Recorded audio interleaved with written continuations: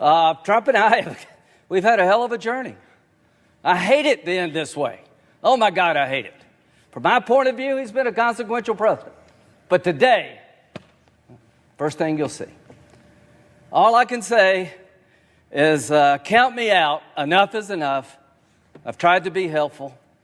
But when the Wisconsin Supreme Court ruled 4-3 that they didn't violate the Constitution of Wisconsin, I agree with the 3, but I accept the 4. If Al Gore can accept 5-4, he's not president. I can accept Wisconsin 4-3. Pennsylvania, it went to the Second Circuit. So much for all the judges being in Trump's pocket. They said, no, you're wrong. I accept the Pennsylvania Second Circuit that Trump's lawsuit wasn't right. Georgia, they said the Secretary of State took the law in his own hands. He changed the election laws unlawfully. A federal judge said, no, I accept the federal judge even though I don't agree with it. Fraud. They said there's 66,000 people in Georgia under 18 voted. How many people believe that? I asked, give me 10. Hadn't had one. They said 8,000 felons in prison in Arizona voted. Give me 10. Hadn't gotten one. Does that say there's problems in every election? I don't buy this. Enough's enough. We got to end it. Senator Lindsey Graham. He was asked about that on CBS Mornings. He did kind of fly off the handle and say that he gave us guns and that we should have shot all these protesters in the head.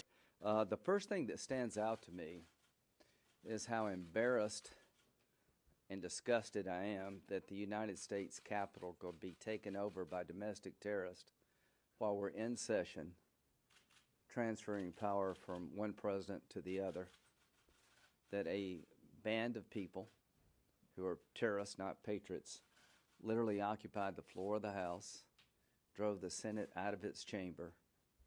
And the question for the country is, how could that happen 20 years after 9/11?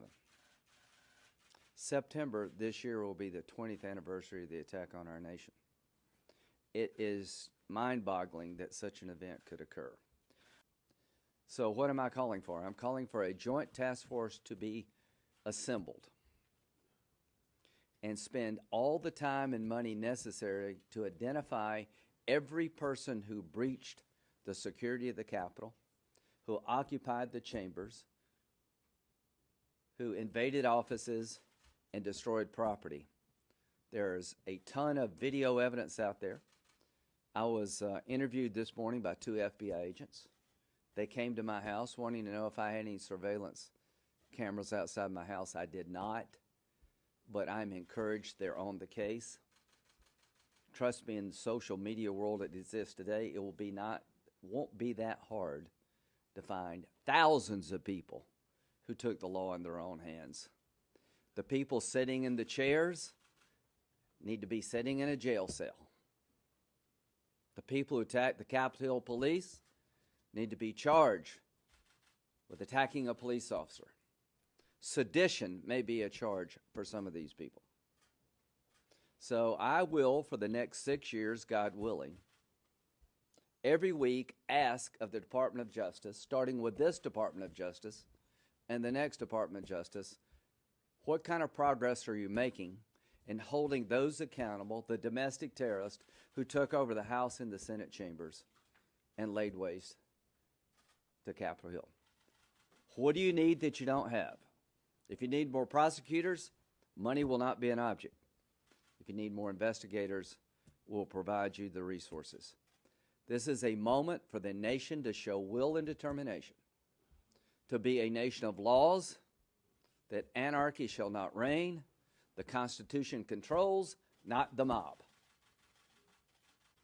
I said on the floor of the Senate, I cast my vote accordingly, that Joe Biden is the legitimate president-elect of the United States.